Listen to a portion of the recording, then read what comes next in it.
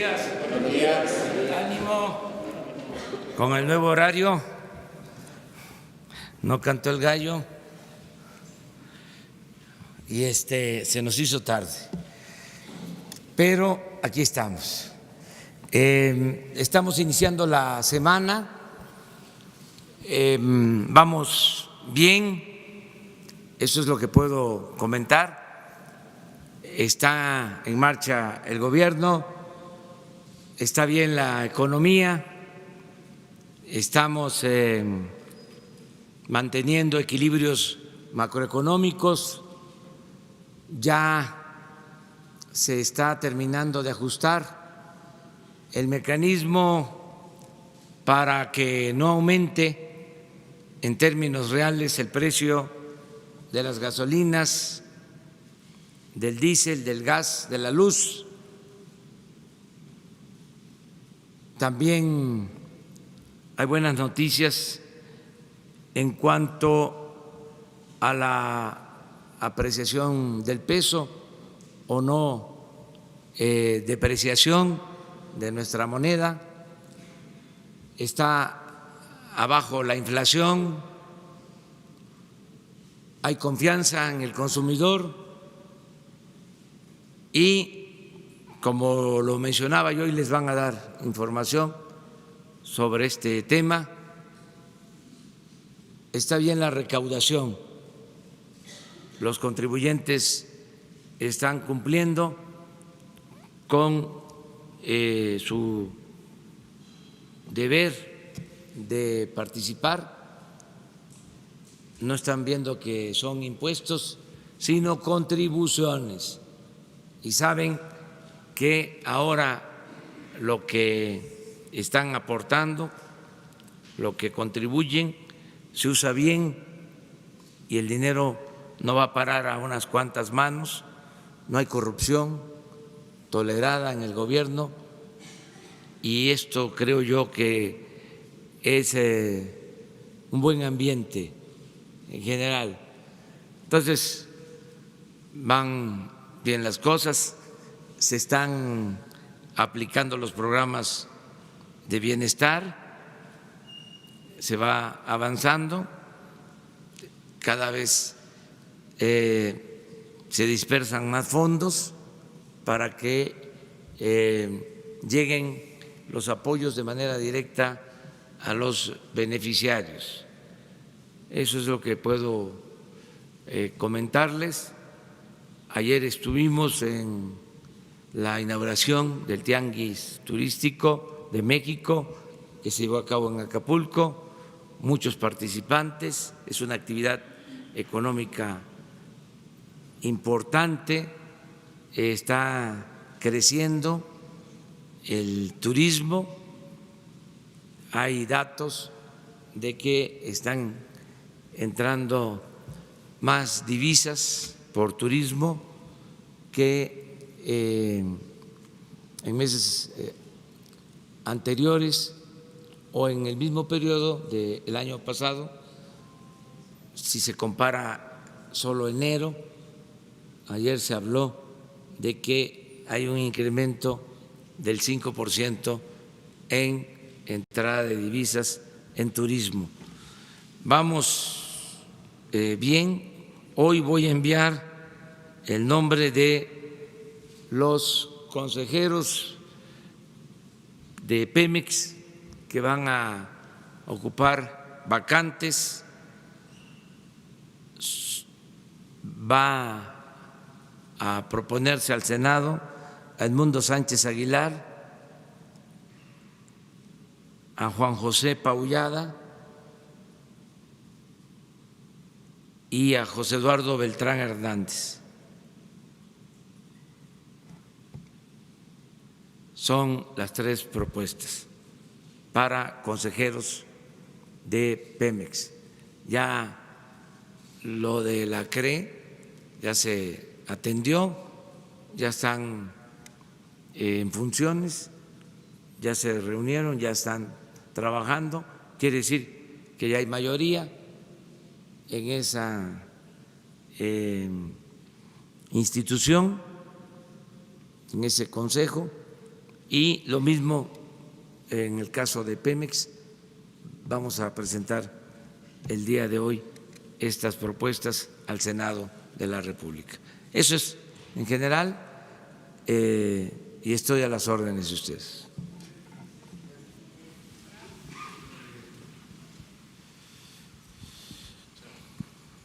Buenos días, señor presidente. Urbano Barrera, del diario Ovaciones. Quiero preguntarle, el fin de semana se despertó un tema muy polémico, el de las escoltas para el expresidente Felipe Calderón y para el expresidente Vicente Fox.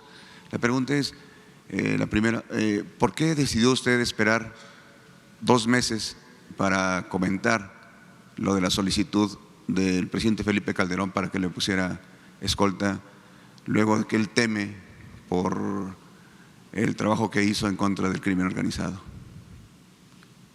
Mire, hay que actuar con transparencia.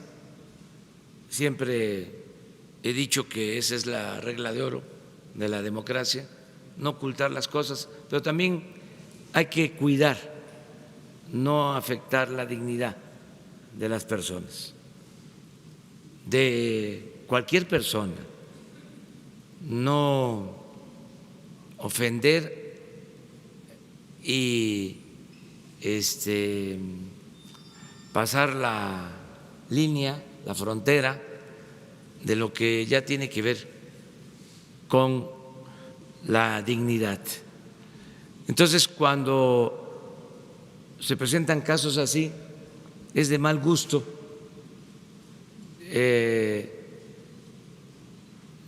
darlo a conocer.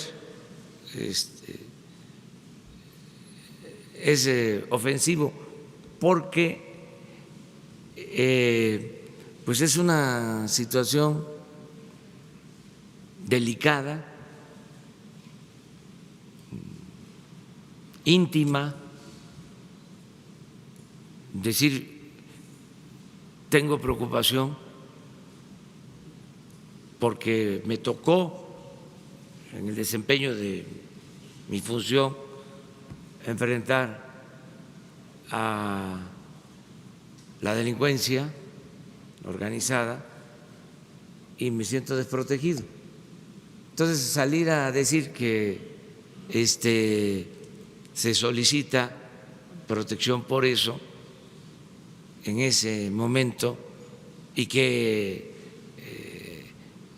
se le va a dar protección o se ordena que se le proteja, pues es de mal gusto, es algo no adecuado en el momento.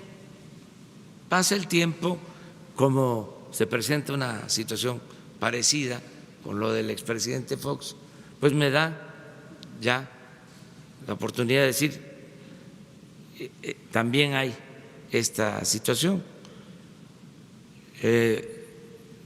Política es tiempo. No es lo mismo decir algo hoy que mañana, pasado. ¿Sí?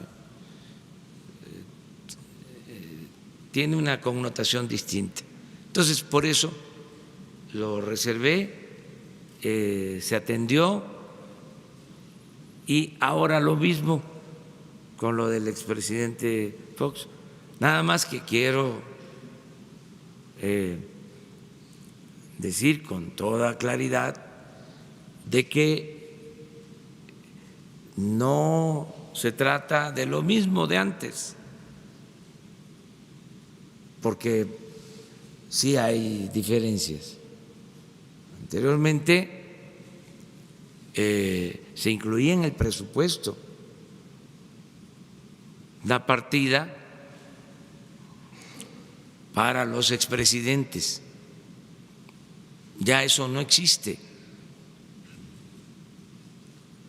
Los expresidentes, por un decreto, recibían un sueldo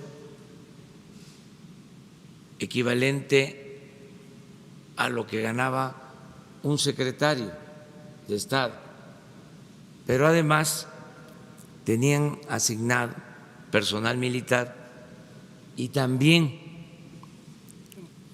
administradores o personal de la administración pública llegaban a tener hasta 80 elementos. En total era un presupuesto de alrededor de 50 millones de pesos para cada expresidente, promedio. Entonces, ahora pues ya no hay la pensión, ya no hay todo ese personal administrativo. Estamos hablando de un grupo, de una guardia para protegerlos.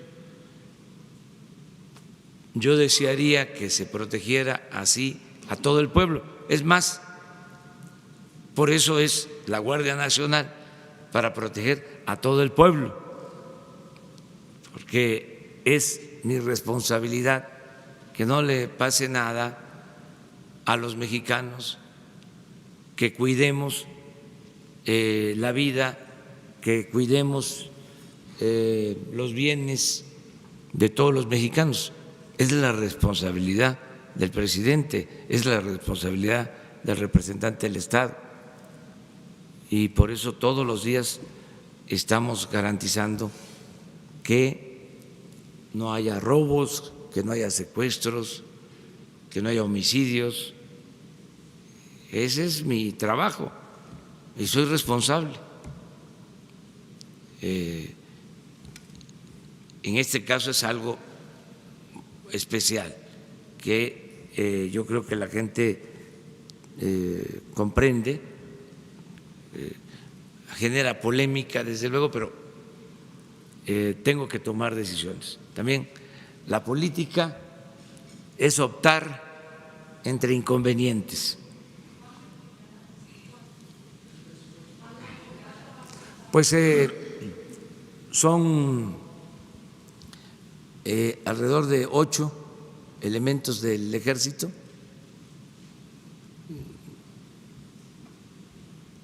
Pues no tengo exactamente el dato, son en promedio 8 elementos. Pues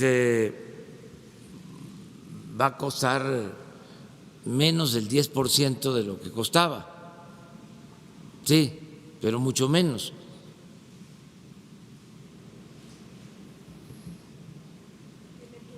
La segunda pregunta. Yo les informo exactamente en qué consiste lo de la guardia. No ocultamos nada. Este es un asunto que ve directamente el secretario de la Defensa. La segunda pregunta, señor presidente. Se entiende que esta medida es temporal. ¿Cuánto tiempo estaría usted dispuesto a mantener esa seguridad? Y si no teme que otras personas que también se vieron inmersas en el combate a la delincuencia o en trabajos difíciles empiece a solicitarle escoltas. Si lo requieren y se necesita, lo tenemos que garantizar. O sea, cuando está en riesgo la vida, cuando está en riesgo la familia de algún servidor público o ex servidor público, o cualquier ciudadano. Aquí hay protección que se da a periodistas, que se da a quienes están amenazados de muerte, y es nuestra responsabilidad. Claro, hay que ver en qué circunstancias, cada caso, no puede ser una cosa general, porque tampoco tendríamos tantos elementos si se está creando la Guardia Nacional, porque no tenemos elementos suficientes para garantizar la seguridad pública y se van a convocar a nuevos elementos. Vamos a contratar alrededor de 50,000 nuevos elementos para la Guardia Nacional, precisamente para tener más protección. Entonces, el tiempo que sea necesario, esa es mi respuesta, se va a tener esta protección mientras se requiera, y ya pues es también a conciencia de cada quien que vayan buscando, si no es una situación muy riesgosa o va aminorando el riesgo, que se pueda autofinanciar la protección. Pero eso es un asunto de voluntades, cada quien tiene que decidir sobre esto. No puedo yo limitar la ayuda ni meterme a este tipo de cosas. Ojalá y todos hagamos conciencia de que tenemos que atender lo prioritario, no lo superfluo. Hay veces que las guardias, o así era antes, el político para sentirse importante se rodeaba de guardaespaldas, ¿no? Le encantaba la fantochería, estar rodeado de ayudantes para todo, o sea, era hasta vergonzoso, indigno de que un servidor público se iba a subir a un carro y llegaba alguien rápido a abrirle la puerta como si no pudiese abrirla a él. Y todavía asuntos más indignos de que el trabajador, el compañero chofer, adelante y él sentado atrás. Cosas ofensivas. ¿Sí? Eso no tiene nada que ver con un estilo de vida republicano. Eso tiene más que ver, con todo respeto, con las monarquías. Y México es una república. Entonces eso tiene que irse quitando, y no es fácil. A veces da hasta pena porque existe la mala costumbre y da pena decir, espérame, ¿sí? Yo voy a abrir la puerta, porque se ofende también, son costumbres. Entonces, tiene que ir cambiando todo eso. No hay riesgos para ciertos funcionarios, pero el hecho de que tengan guardaespaldas, achichincles, lambiscones, etcétera, etcétera, afanositos, todo eso tiene que desaparecer. Pero si usted los ha acusado de que se enriquecieron, que tienen dinero suficiente, ¿no sería mejor que ellos la pagaran? Pues eso sería cosa de verlo, pero no voy a meterme en ese asunto. Buenos días, presidente. Celsin Juárez, de Puntos Suspensivos.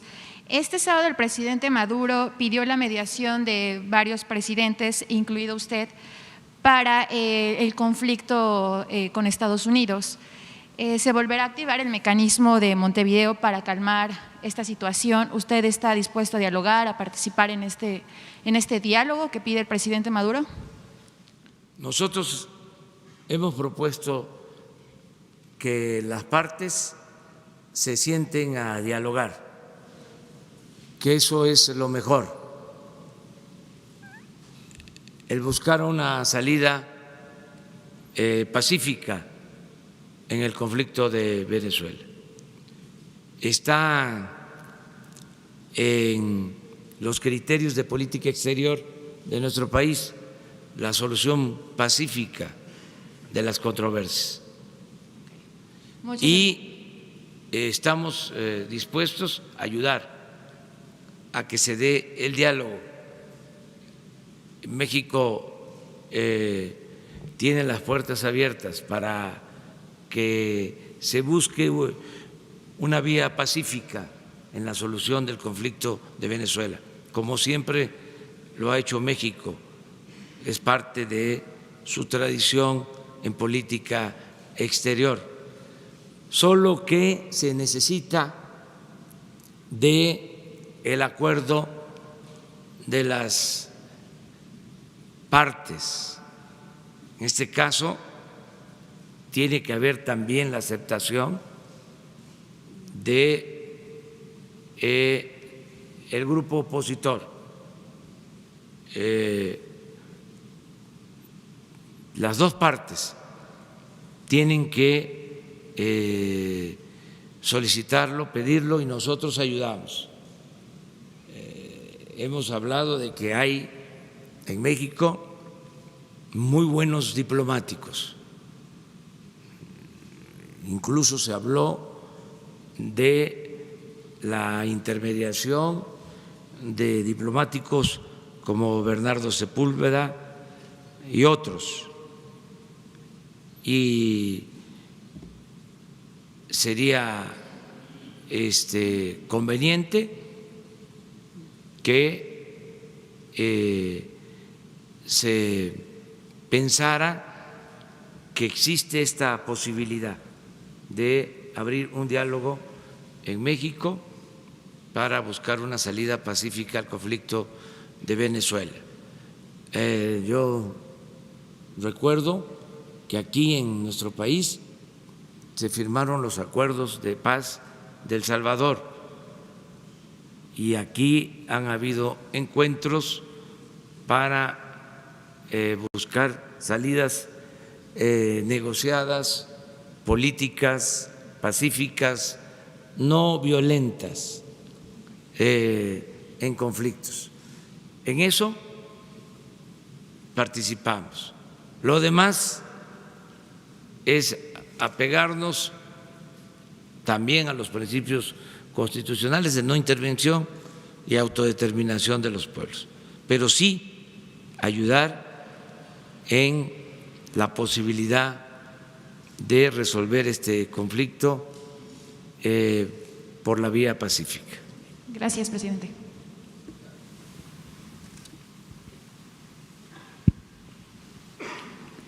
Gracias, señor presidente. José Hernández de Escuanto y corresponsal de Impactovisión TV.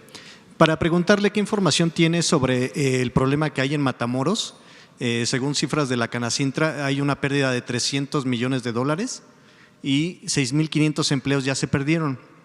Esto porque hay una abogada que se llama Susana Prieto, que fue al estado de Matamoros y les prometió a los trabajadores su proyecto 2032, que es 20% de aumento y un bono de 32,000 pesos.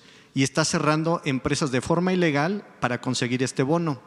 Lamentablemente la gente que trabaja y sobrevive de esto ya se está quejando porque es su única manera de sobrevivir. Se está desatando la violencia y este fin de semana entró la seguridad a tratar de salvar a algunas empresas. La gente me ha pedido que le solicite a usted que exhorte a la secretaria del Trabajo para que se acerque al estado de Matamoros y se resuelvan estos conflictos. Gracias. Bueno, la información que tengo es de que ya la semana pasada se normalizó prácticamente la situación en Matamoros. Es un problema que ya llevaba tiempo, cuando menos 3 meses, y pararon algunas empresas, se fue conciliando, se fue negociando, se fueron resolviendo los problemas. Quedaba una empresa vinculada con la Coca-Cola y al parecer se llegó a un acuerdo la semana pasada. Ese es el informe que yo tengo, que ya en Matamoros se está normalizando la situación laboral, cosa que celebro. Esto sucede porque se crearon condiciones nuevas, hubo un aumento de salario en el país como nunca, aumentó el salario mínimo en 16%, en la frontera el salario mínimo aumentó al doble y pues alentó el solicitar incrementos salariales a las empresas.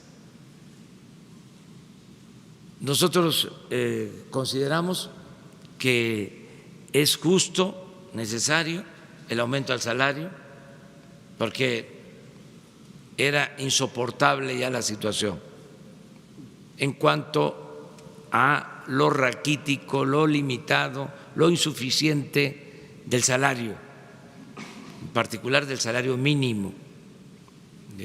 Durante todo el periodo neoliberal perdió el salario alrededor del 70% de su poder de compra. Siempre recurro al mismo ejemplo porque es muy ilustrativo. Hace 30 años un salario mínimo alcanzaba para comprar 50 kilos de tortilla y ahora, a pesar del aumento del 16%, alcanza para comprar 6 kilos de tortilla. Esto demuestra cómo el salario perdió poder de compra. Así fue la política neoliberal. De ese tamaño, de esa dimensión, fue el empobrecimiento de la gente. Entonces, con el cambio se logra que aumente el salario mínimo como no había sucedido en 36 años del periodo neoliberal. Un hecho histórico. Por eso hablo de cambio de régimen, no de cambio de gobierno. Por eso hablo de la etapa post-neoliberal.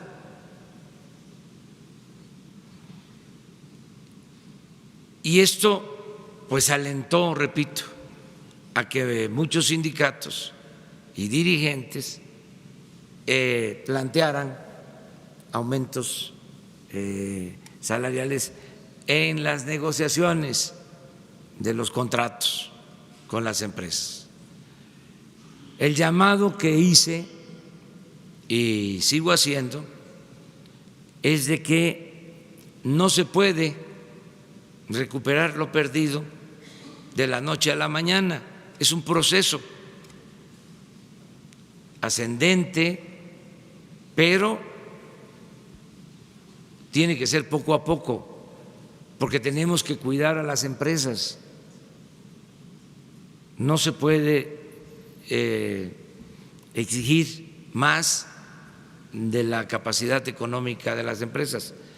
Y aquí es donde interviene la conciliación, el que haya acuerdos, porque se necesitan los empleos, se necesita que haya trabajo y no se puede apostar a afectar a las empresas y afectar a la economía del país. Lo están entendiendo muy bien los trabajadores. No hemos tenido problemas mayores y han habido, como en el caso de Matamoros, pues estas inconformidades, pero afortunadamente vamos saliendo bien.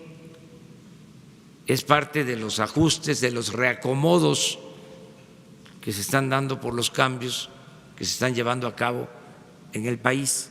Entonces sí exhorto a los trabajadores, a sus representantes, que pues se exijan mejores salarios, pero que al mismo tiempo también se valore de que es importante mantener a las empresas. Y vamos bastante bien, no hay conflictos, no hay inestabilidad en lo laboral, solo esto de Matamoros que ya se está arreglando, va hacia la normalidad y se está haciendo sin el uso de la fuerza, más convenciendo, persuadiendo que utilizando la fuerza. Por otra parte, me gustaría preguntarle, la semana pasada Isabel Miranda de Wallace entregó una carta solicitándole a usted algunas cosas. ¿Podría ampliarnos qué es lo que solicita?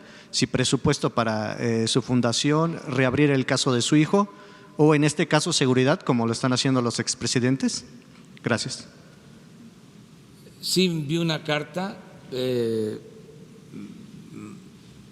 más que nada dirigida a lo que se hizo, lo que se manifestó aquí en una conferencia y se le va a atender a la señora. Gracias, presidente. Le voy a pedir a la secretaria de Gobernación que hable con ella, porque como hay polarización, que no vayan los que tienen una postura distinta, pues a pedir lo mismo, porque lo tendría yo que hacer, tendría yo también que recibirlos. Entonces, a Gobernación, donde ya no regañan. ¿Se acuerdan que les dije que don Fidel Velázquez decía que no iba a Gobernación porque ahí regañaban? Eso era antes. Ahí era para apretar. Yo iba a Gobernación como opositor y ahí sé que apretaban. Antes ya no. Ahora es para garantizar los derechos humanos. Ya cambió. Esa secretaría daba miedo. De esa secretaría salieron cosas muy cuestionables, lamentables, feas. Así era antes. Ya no es así. Buenos días, presidente. Andrea Cruz, de Político.mx. Tras el incidente que tuvo el expresidente Vicente Fox, ¿tuvo contacto directo con él? ¿Que hubo algún diálogo al respecto? Y en el mismo sentido, con el expresidente Felipe Calderón, ¿qué le dijo en la misiva que le envió? Bueno, mire, en el caso del presidente Calderón fue una carta y después de que la leí le di instrucciones al secretario de la Defensa para que se pusiera de acuerdo con el expresidente y así lo hizo. Ya me informó que se había llegado a un acuerdo.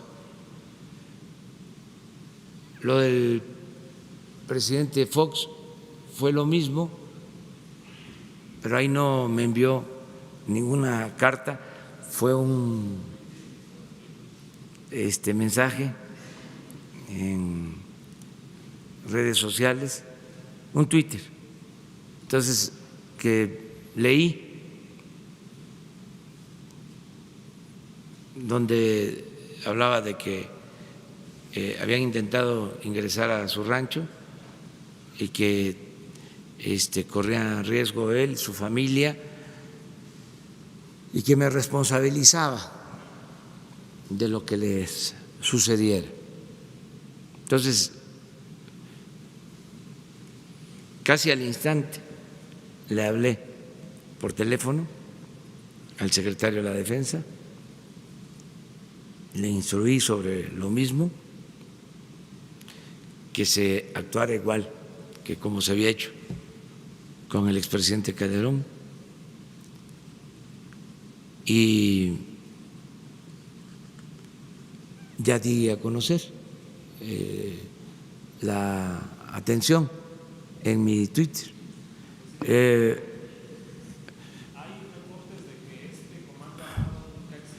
Sí, pero no voy yo a polemizar sobre eso. También aclaro, ya lo dije, pero soy responsable de la seguridad de todos los mexicanos. Pero quiere decir que el expresidente Vicente Fox mintió en sus declaraciones. No, pero no me voy a meter a eso. O sea, no es ese el tema. Aquí se trata de atender una demanda, ¿sí?, que se me hace. Ayer, por ejemplo, un jovencito se acerca y además lo doy a conocer para pedir que se resuelva si existe el problema como él me lo plantea, porque hay veces que ayuda mucho el que se transparenten las cosas, que se sepan. Ayer un jovencito me dice: mi mamá está secuestrada desde hace 3 meses por un grupo y me están pidiendo a cambio que yo entregue un terreno para que liberen a mi mamá. Me lo hice llorando, que sabe quiénes son y que no se ha podido hacer nada. Yo no sé si sea un secuestro o tienen a la mamá retenida por un conflicto que se da con alguna frecuencia en los pueblos, pero hoy le voy a tratar el asunto al secretario de Marina, porque ya tienen ellos antecedentes, como se tiene en el gobierno de Guerrero, pero lo tengo que tratar. Más, cada vez que puedo atender un asunto que significa que la gente está en peligro, que hay riesgo, lo hago de manera directa. No me voy a poner a averiguar si es cierto o no es cierto o en qué condiciones. Vamos a que no se afecte a nadie, que nadie sufra, que nadie pierda la vida. Eso es lo principal. Ya después vemos. Y también cada quien debe ser responsable de sus actos. Y hay que pensar en la conciencia. Si no se tiene la conciencia tranquila, no se puede ser feliz. Solo siendo buenos podemos ser felices. La mentira es reaccionaria y es del demonio. La verdad es revolucionaria y es cristiana. No ayuda en nada, no quita los pecados el ir a la iglesia los domingos y olvidar los mandamientos. Pero eso es que cada quien lo resuelva. La verdad que no hay peor cosa que la hipocresía.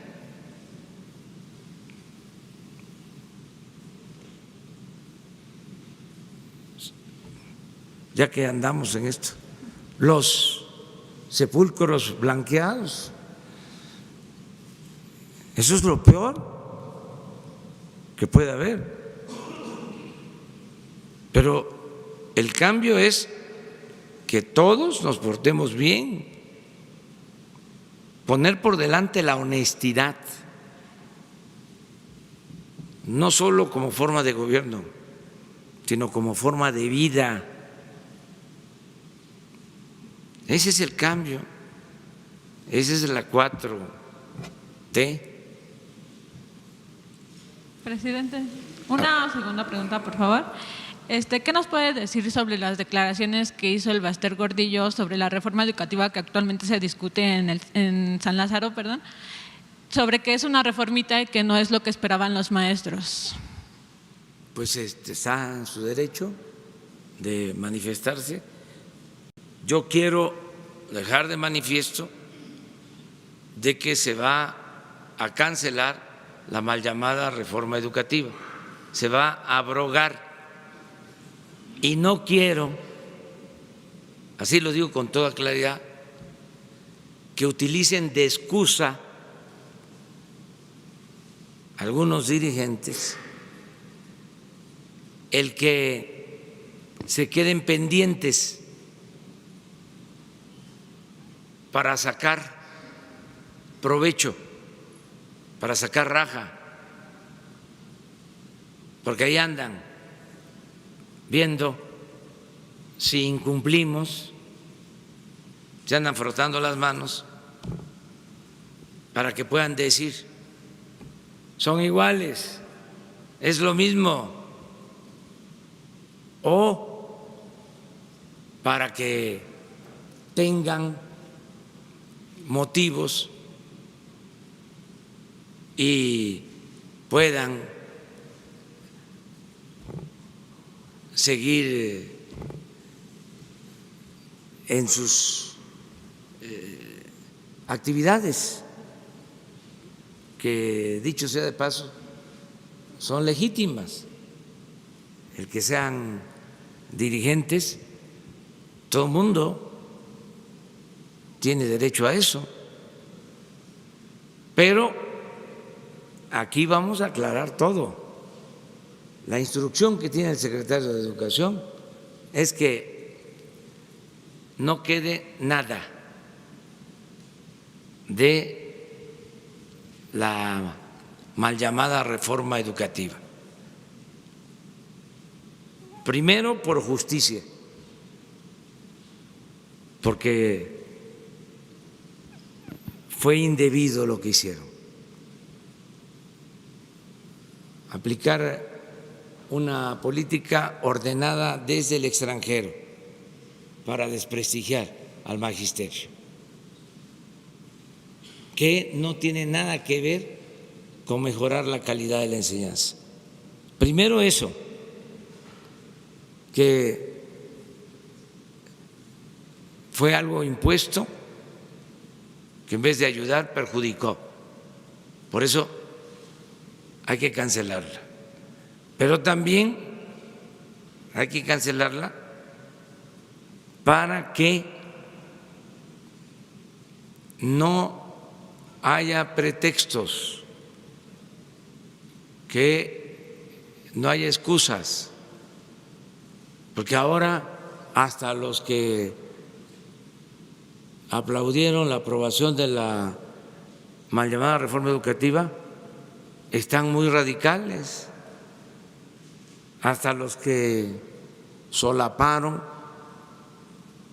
todo este agravio al magisterio, ahora que estamos nosotros planteando que las cosas sean distintas, que se dignifique el noble oficio de los maestros, de las maestras, ahora están queriendo oponerse y que no lleguemos a ningún acuerdo. Nosotros vamos a arreglar las cosas y también decir libertad sindical y democracia sindical. Ya hasta estoy reservando mi lugar en primera fila porque quiero ver las elecciones internas, quiero ver a los maestros votando por primera vez en urnas de manera libre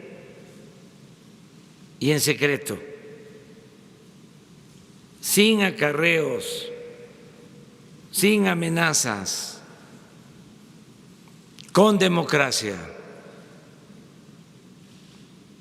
Porque hay quienes dicen vamos a participar, adelante. Nada más que ya no hay sindicatos predilectos del gobierno, ni partidos predilectos, ni grupos de intereses creados predilectos. Van a ser los trabajadores de la educación y estoy seguro que los maestros no van a permitir ninguna manipulación. Van a dar los maestros de México una clase, una lección de civismo cuando corresponda elegir a sus dirigentes.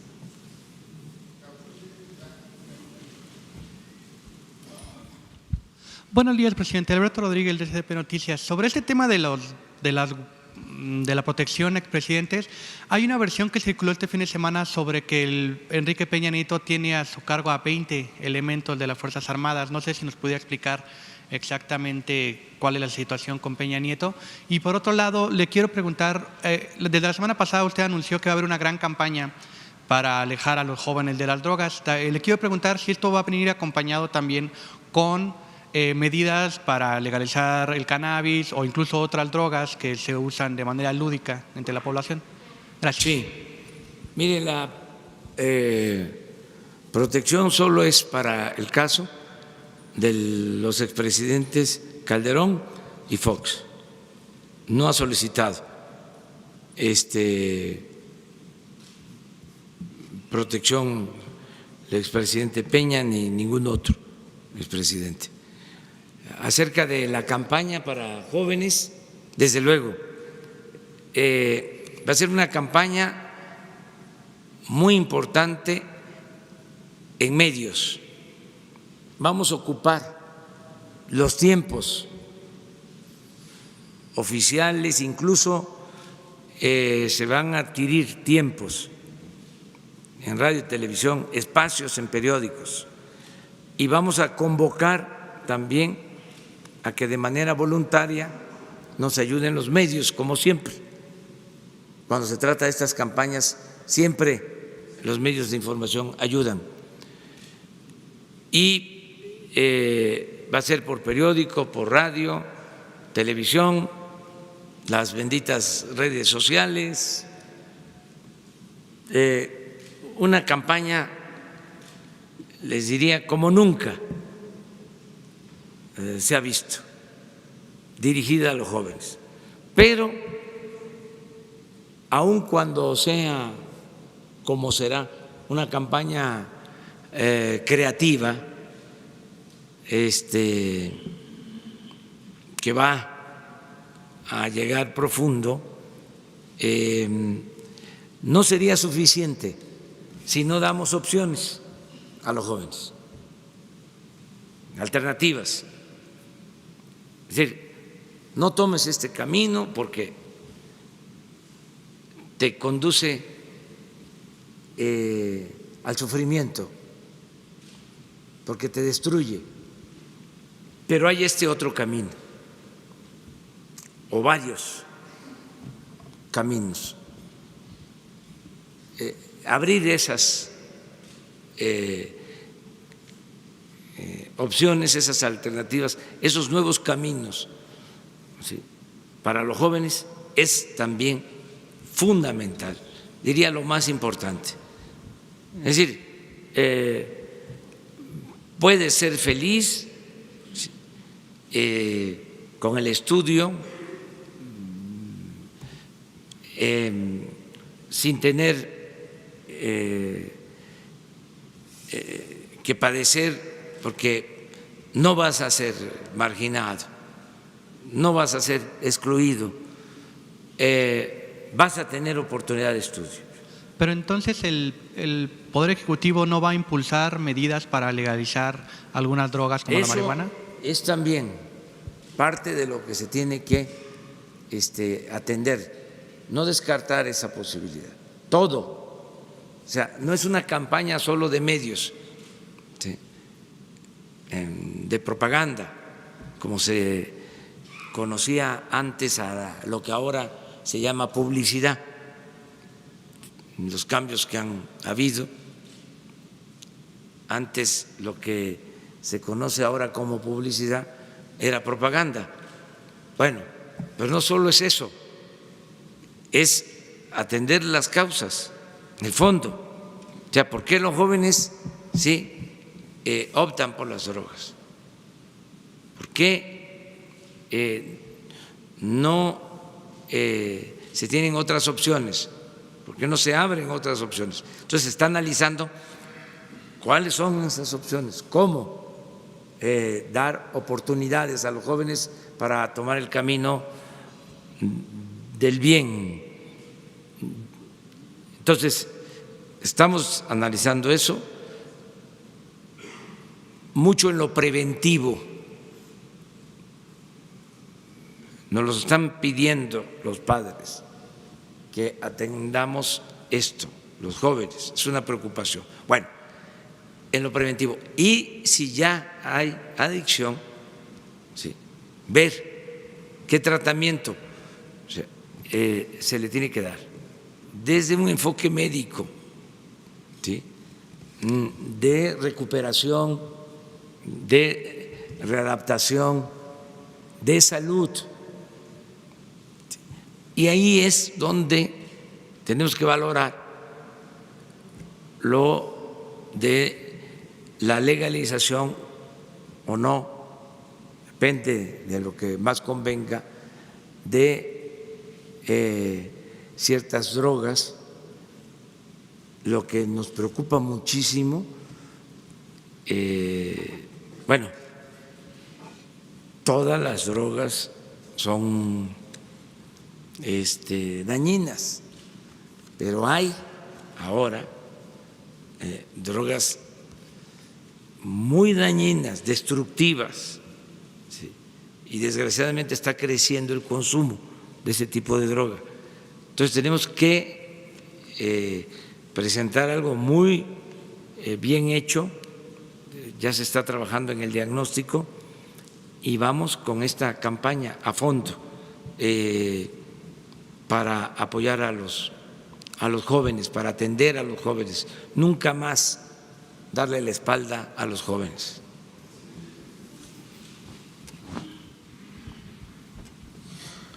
Buenos días, jefe del Estado mexicano. Carlos Pozos, reportero de Petróleo y Energía y Líderes Mexicanos. Mientras se ofrece seguridad a dos expresidentes, las cifras del Sistema Nacional de Seguridad señalan que hay una subestimación de un 20%, por lo que el primer trimestre será el más violento que se tenga registro. ¿Se puede usted comprometer a un día a la semana podernos entregar un reporte de la seguridad que guarda la nación, toda vez de que la inseguridad fue uno de los principales reclamos que recibió usted por parte de los mexicanos en su campaña política? Sí, además estamos informando diariamente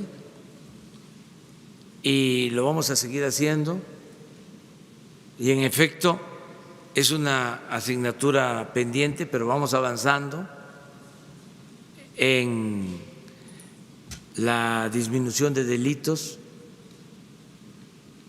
vamos obteniendo resultados nos va a llevar más tiempo el que podamos bajar de manera considerable la incidencia delictiva, porque no había una estrategia para la seguridad pública, no existía, ni siquiera, ya se los he comentado, tenían la información de los homicidios que se cometían diariamente, se iniciaban las carpetas de investigación por homicidios para tener el dato en 20 días. Nosotros estamos teniendo información diaria, que es la que nos sirve para ir tomando decisiones. Ayer hablaba yo en Acapulco de que nos ayuda el trabajo coordinado. Antes la Secretaría de Marina hacía lo que le correspondía, el Ejército también, la Policía Federal, las policías estatales, las policías municipales. Ahora hay unidad, hay organización, hay coordinación. Antes no había el seguimiento que hay ahora. Todos los días, de lunes a viernes, el tema es seguridad, desde las 6 de la mañana. En el orden del día de la reunión de seguridad, lo primero es homicidios, robos cometidos en las últimas 24 horas, en qué lugares, ¿sí? Cuál es el comportamiento con relación a los días anteriores, en fin, todos los días, y ahí tomamos decisiones.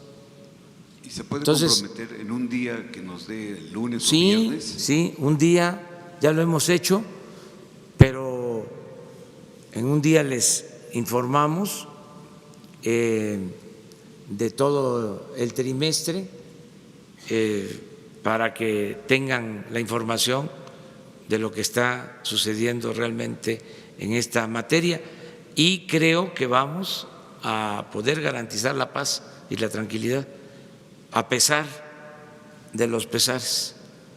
Presidente, mi segunda pregunta.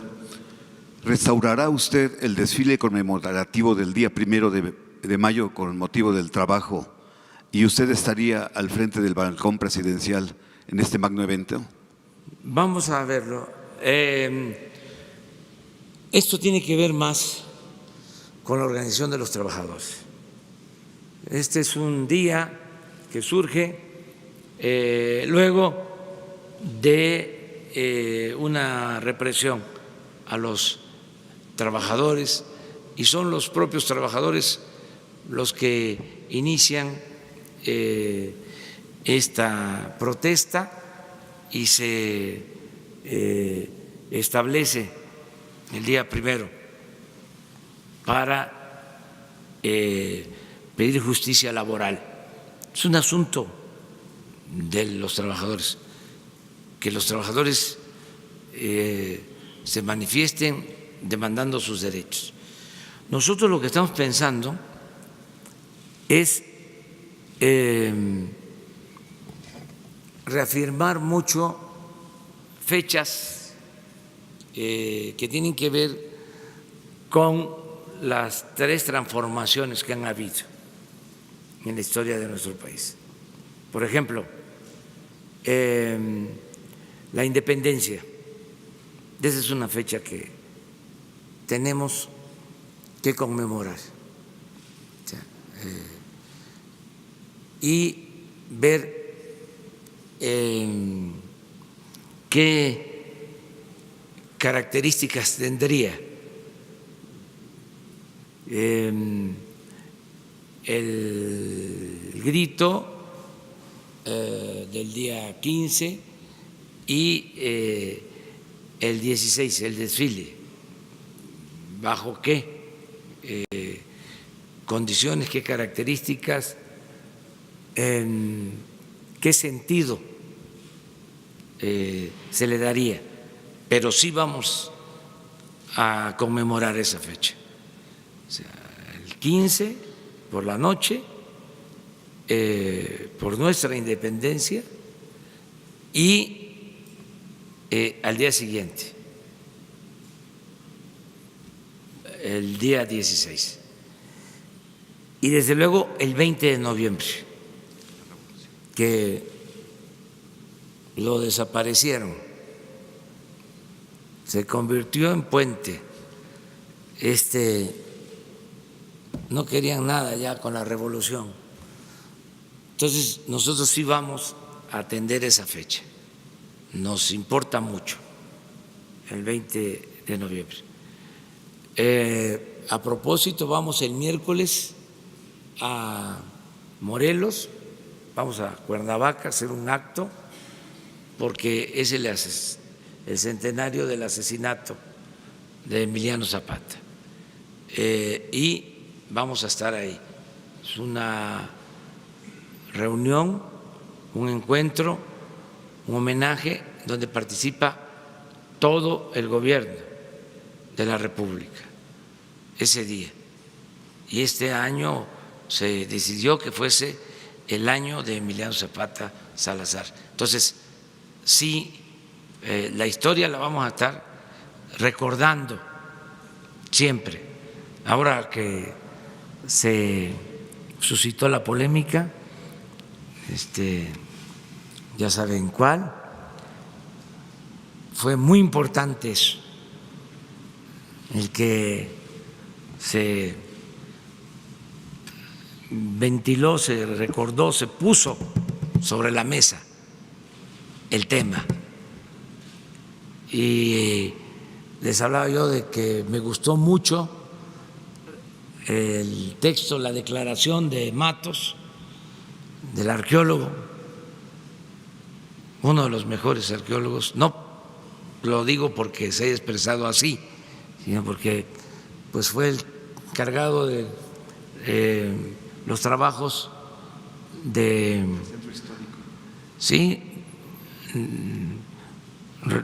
descubrimiento, redescubrimiento, ¿no?, del Templo Mayor, que ya estaba descubierto, pero él se hizo cargo, ¿no?, de hacer estos trabajos tan importantes de la arqueología y de la historia de México. Y hace como una semana leí también un artículo que me gustó mucho, se los recomiendo, de Barajao, el maestro Luis Barajao, sobre el tema de la conquista y de el por qué ofrecer disculpas y pedir perdón. Y estoy esperando nada más el momento, porque voy a dar a conocer las cartas, porque eso se tiene que aclarar bien. Hubo ahí una filtración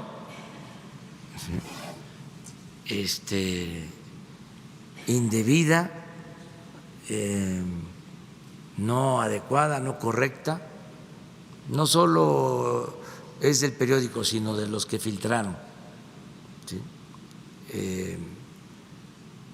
el documento, el borrador. Entonces, eso me permite que yo dé a conocer en su momento el texto completo de la carta que envié al rey de España. Muchas gracias, presidente. Vamos aquí.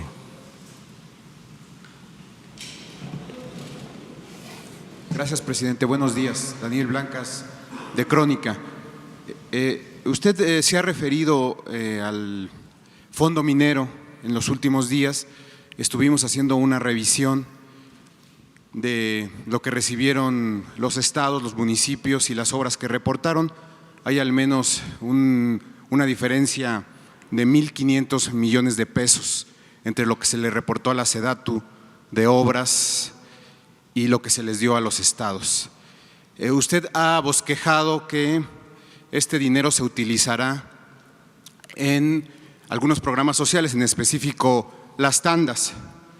Sin embargo, la Ley Federal de Derechos obliga a que este fondo se destine a obras físicas, a obras que tengan que ver con el medio ambiente o drenaje, servicios. ¿Qué hará su gobierno para subsanar este plan de dedicar este dinero a las obras sociales cuando la ley mandata que debe dedicarse a obras? Bueno, es una interpretación que se tiene.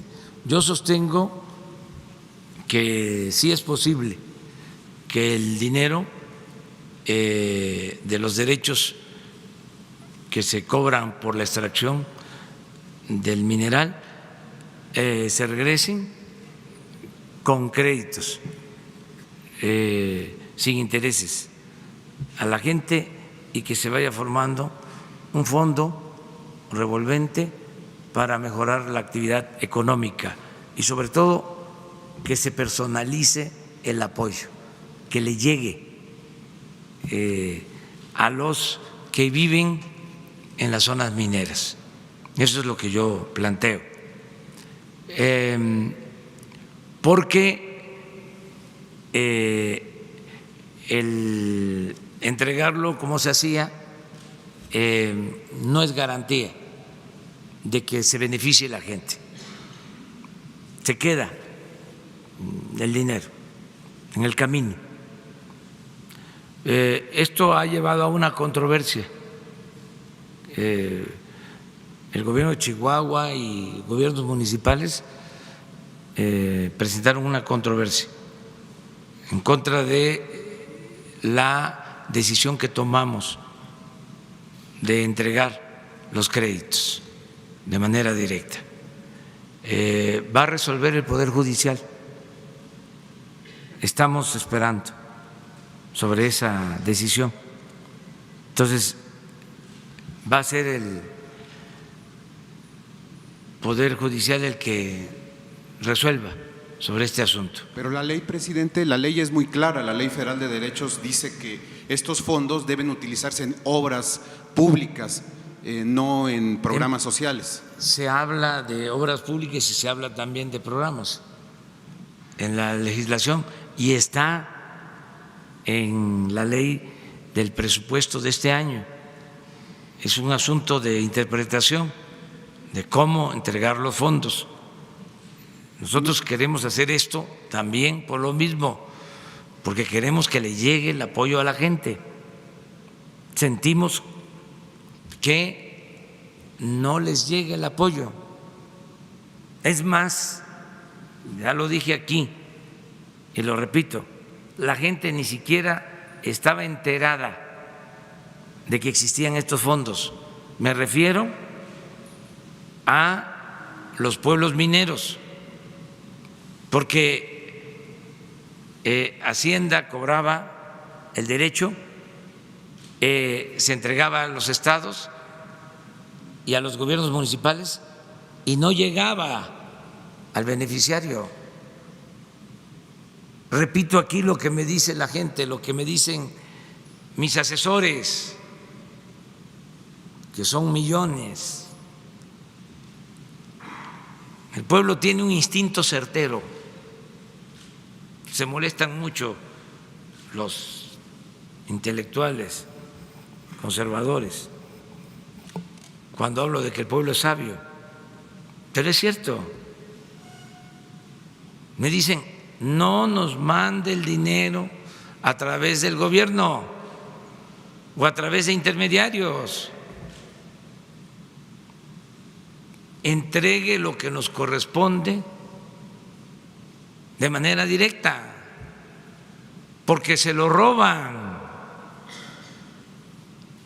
porque hay moche, hay piquete de ojo, está lleno de testimonios el manejo del presupuesto en este sentido, de caminos que cobraban y no construían. Una y dos veces informaban de que estaban terminados y no habían hecho nada, y de obras inconclusas y de transferencia de recursos que iban para poblados con daños por la explotación minera y se utilizaban los fondos para otra cosa. Bueno, se usaba como caja chica el dinero de las medicinas. Entonces, todo eso se acabó. No sería mejor, presidente, perdón, no sería mejor que fuera acompañada su propuesta de una reforma legislativa que incluyera claramente que este dinero puede incorporarse o puede destinarse a programas sociales? Es que está establecido en la ley. Eso es lo que yo sostengo, que está permitido. Bueno, yo revisé la ley y no hay en ningún momento algún lineamiento que especifique que puede ser a programas sociales. Sí hay fundamento legal y existe por eso una controversia. Entonces vamos a esperar a que resuelva el Poder Judicial. Si no se puede y el Poder Judicial determina que no se pueden utilizar así los fondos, se hace de la manera como lo ordene el Poder Judicial. O puede ser quizás obra pública pero coordinada por el gobierno federal, ¿no? Sí, se buscaría la manera, pero pienso que la mejor forma es apoyar de manera directa a la gente y crear este fondo para impulsar la economía desde abajo. Fíjense a lo que se llegó. El gobierno prácticamente no puede ejecutar obras. De todo el gobierno de las dependencias federales, solo la Secretaría de Comunicaciones y Transporte puede ejecutar obras, y no precisamente de manera directa. Ya no hay obras por administración, eso se canceló. Todo tiene que ser por contrato, pero solo esa secretaría, porque la de Desarrollo Urbano no puede ni siquiera licitar. Es una secretaría para la elaboración de proyectos. El gobierno no ejecutaba. Era una entidad, en el mejor de los casos, dedicada a la entrega de contratos, una oficina para la entrega de contratos, en todo. Estamos ahora ajustando el marco legal para poder hacer las obras con las dependencias federales. En el caso de la Secretaría de Desarrollo Urbano, hay intervenciones que se van a hacer en ciudades fronterizas, en las ciudades turísticas, se van a mejorar las colonias populares con drenaje, con agua, con pavimento, alumbrado público. En el caso de las ciudades turísticas, para aminorar los contrastes de que hay hoteles de gran turismo y en la misma ciudad hay colonias marginadas que carecen hasta de lo más indispensable. Entonces, vamos a atender las colonias populares. Resulta que ya para cada intervención tenemos autorizados 500 millones de pesos. Por ejemplo, para el renacimiento en Acapulco, tenemos 500 millones. La Secretaría de Desarrollo Urbano con la UNAM, con el Politécnico, hacen los proyectos, pero estamos hablando del proyecto ejecutivo y los diseños, pero ya para hacer la obra ya no puede la Secretaría de Desarrollo Urbano. Tiene que, bueno, ni siquiera puede contratar, no puede licitar, no tiene permitido licitar. Entonces tiene que hacer dos cosas.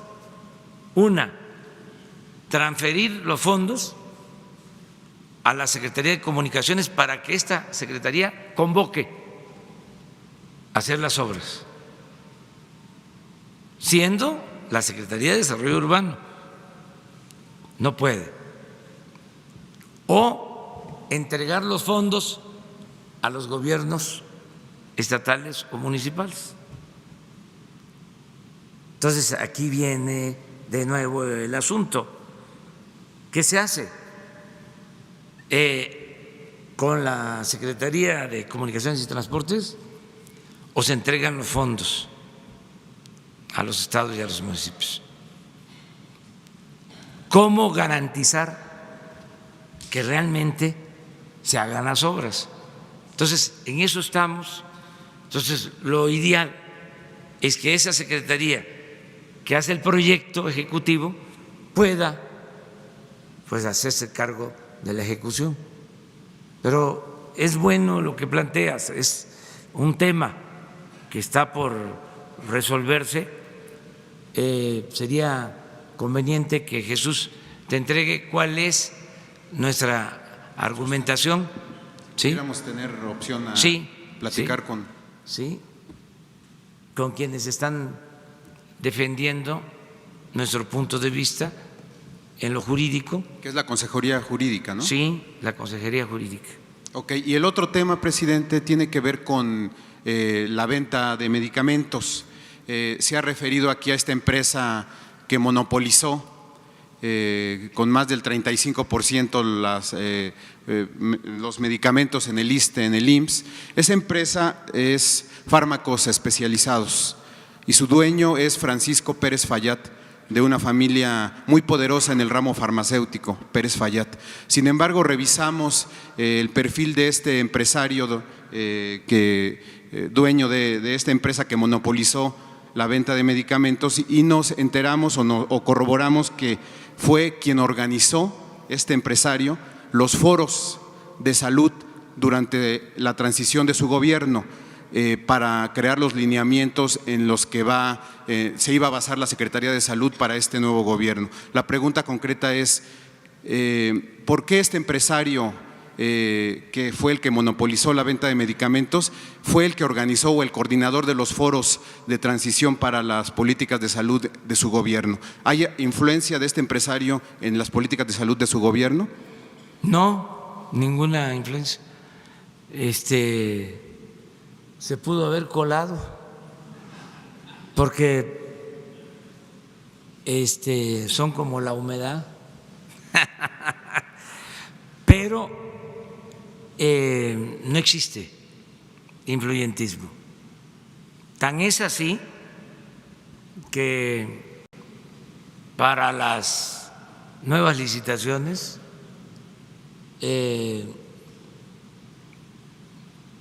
di a conocer un oficio a las áreas competentes encargadas de este asunto para que esta empresa y dos más, 3 empresas que vendieron el año pasado más del 60% de todas las medicinas y materiales de curación al gobierno, que no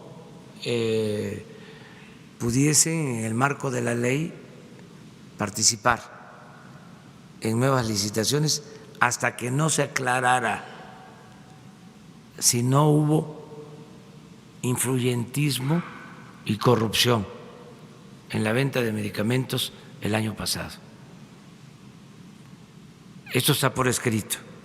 Hoy, ahora mismo, les voy a entregar el documento que di a conocer hace como un mes al interior del gobierno.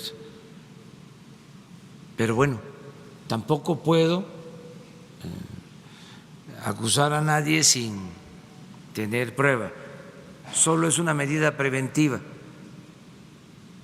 porque además nosotros tenemos que garantizar la Constitución y en el artículo 28 de la Constitución se establece que no deben de haber monopolios. Una empresa que vende más del 30% de todos los medicamentos, pues sí actúa o sí puede existir una práctica monopólica, contraria a la Constitución, que es la ley de leyes, que es la ley suprema. Entonces, ese memorándum se te va a entregar. Y felicidades por la investigación. ¿Mande? ¿Quién investiga estas empresas? ¿Quién investiga estas empresas? Se está haciendo la investigación a través de lo que corresponde a la administración pública, la oficina de la función pública y también la dirección, la oficina de inteligencia financiera. Tienen la investigación. Pero lo de esta empresa, lo que planteas, se está actuando de manera preventiva. Cuando redacté el memorándum, estaba yo pensando de que vienen las nuevas licitaciones. Imagínense si se está haciendo la denuncia de que hay una concentración que puede ser ilegal o indebida y que se vuelva a lo mismo. Entonces tenemos que andar muy pendientes por las inercias. Todavía no acaba de nacer lo nuevo y no termina de morir lo viejo. Es un proceso de transición. Por eso les agradezco infinitamente a todos los que ayudan en señalar estas cosas, porque es muy grande el gobierno. Ahora estoy utilizando como símil que es un elefante reumático y ya le estoy agregando mañoso. Entonces, todos tenemos que empujar y quitarle la reuma al elefante y lo mañoso, todos, para limpiar al país de corrupción, de todas estas prácticas. Y ahí vamos bien, se va avanzando. Hay quienes no entienden, hay otras cosas también, que hay intentos de bloqueo, de que no vamos a tener mercancías o no vamos a tener abasto de ciertas cosas si nos ponemos muy estrictos. Si es necesario, se abren las fronteras y se compra en el mundo, ¿sí?, lo que se requiera. Pero no es posible continuar con la corrupción. Ya no, se va a seguir con la corrupción.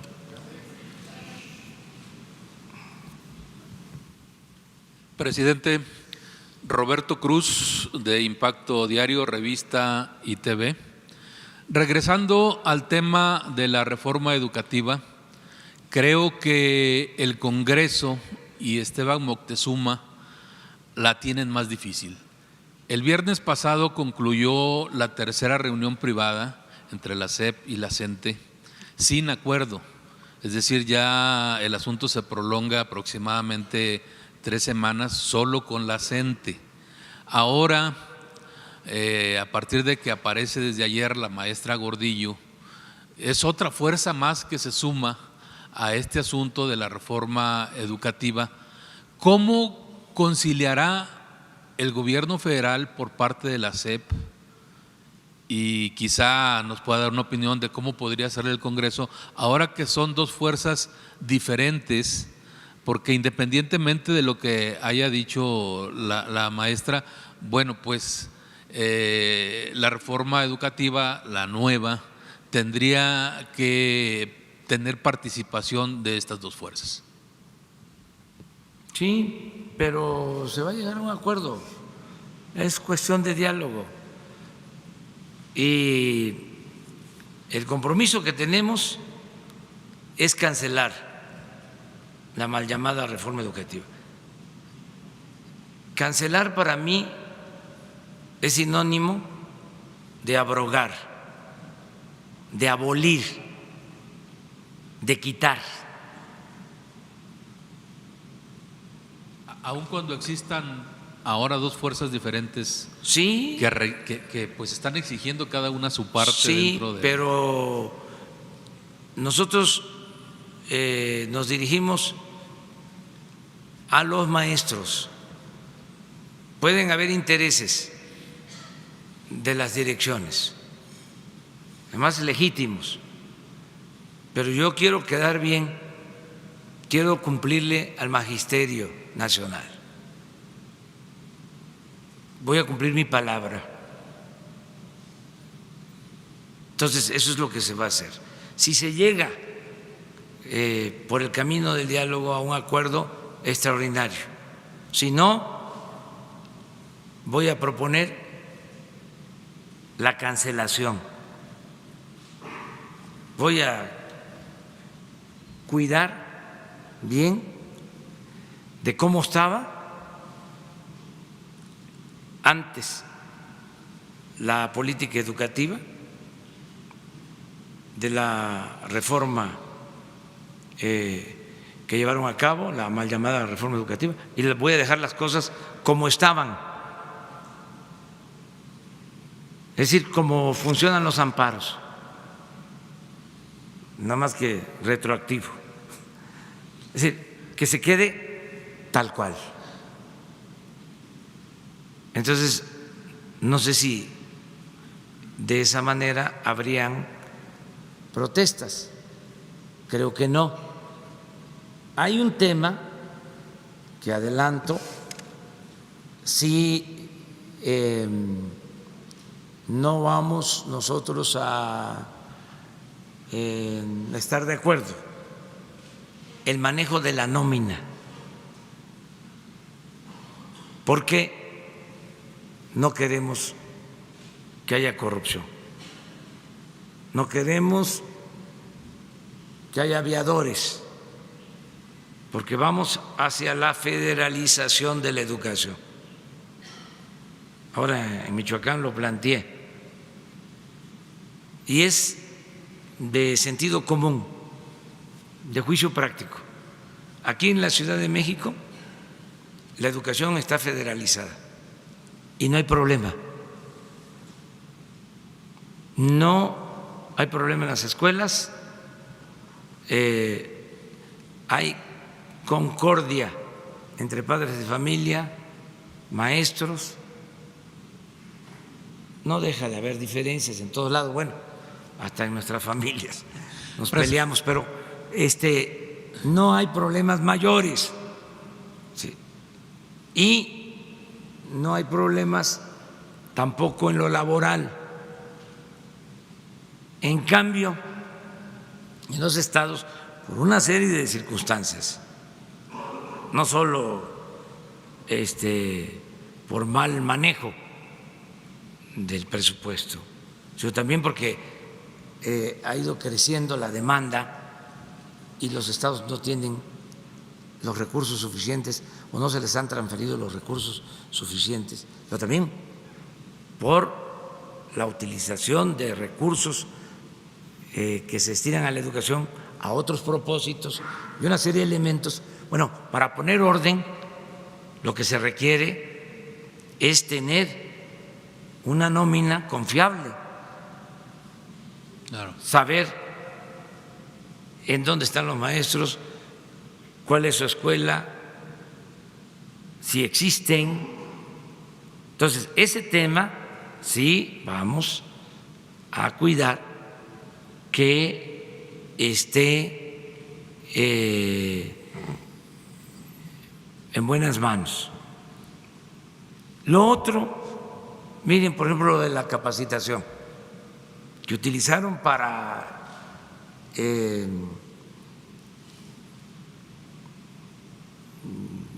afectar a los maestros.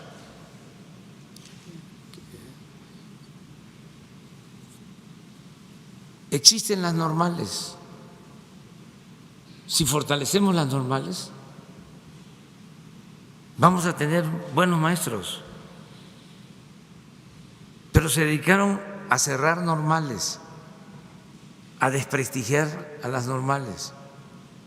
¿Cómo era antes?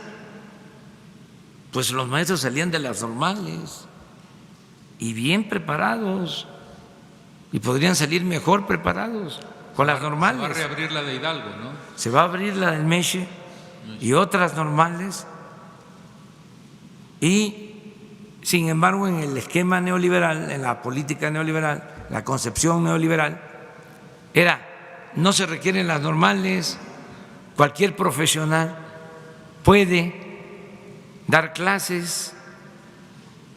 Y hay un tema ahí en la reforma educativa sobre esto, sobre la contratación libre. Eso no. Yo creo que podemos llegar al acuerdo de que los maestros que se contraten salgan de las normales. En eso yo estoy de acuerdo. Que se le dé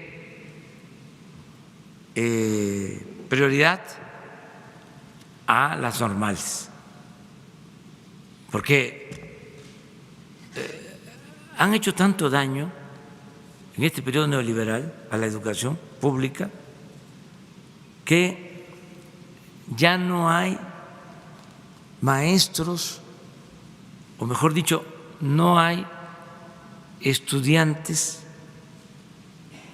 para tener la profesión de maestros. Ha bajado la inscripción, se ha desprestigiado tanto al maestro, de veras que han hecho daño, ¿eh? Son unos irresponsables, estos tecnócratas corruptos. Antes nuestros maestros eran respetados, queridos, era un apostolado el maestro. ¿Cómo no vamos a recordar a nuestras maestras, nuestros maestros? Y estos se dedicaron a desprestigiar al magisterio. Ahora no hay muchos estudiantes que quieran ser maestros. Ha bajado la demanda. Esto es algo parecido a lo que sucedió con las ingenierías. A pesar de que metieron el neoliberalismo y dejaron de construir infraestructura, las grandes obras que se hicieron en el pasado, presas, carreteras, hospitales, ferrocarriles, todo eso que se abandonó. Las ingenierías, sobre todo la ingeniería civil, empezó a bajar. Yo recuerdo que cuando estudiábamos tenía mucha demanda y ya no tiene la misma demanda la ingeniería civil. o la ingeniería petrolera. Son otras carreras. ¿Por qué? Porque se le dio preferencia a otras cosas. Entonces, sí vamos a llegar al acuerdo con los maestros. O sea, es cosa de tener paciencia y dialogar mucho. Ok, presidente, en otro tema, ayer todavía hablaban de turismo y seguridad, que turismo es seguridad o al revés, o viceversa. Hablar de Guanajuato es hablar de turismo, y para saber si a nivel nacional la violencia está baja o elevada, no se requieren muchos parámetros. Vaya, la referencia, por ejemplo, con Felipe Calderón fue Chihuahua, Nuevo León, con Peña fue Veracruz, fue Guerrero. Hoy Guanajuato está sufriendo una alta violencia. Vaya, hasta Fox está nervioso, pero ayer se registraron más de 20 ejecuciones en Guanajuato, antier otras 10, anteantier, la semana pasada. ¿Cómo se está comportando la estrategia en Guanajuato, que es el estado más visible ahorita con violencia? Hay un plan especial para Guanajuato. Ahí hemos tenido problemas, en efecto. En los últimos días, como lo mencionas, han habido muchos homicidios en Guanajuato, sobre todo el sábado.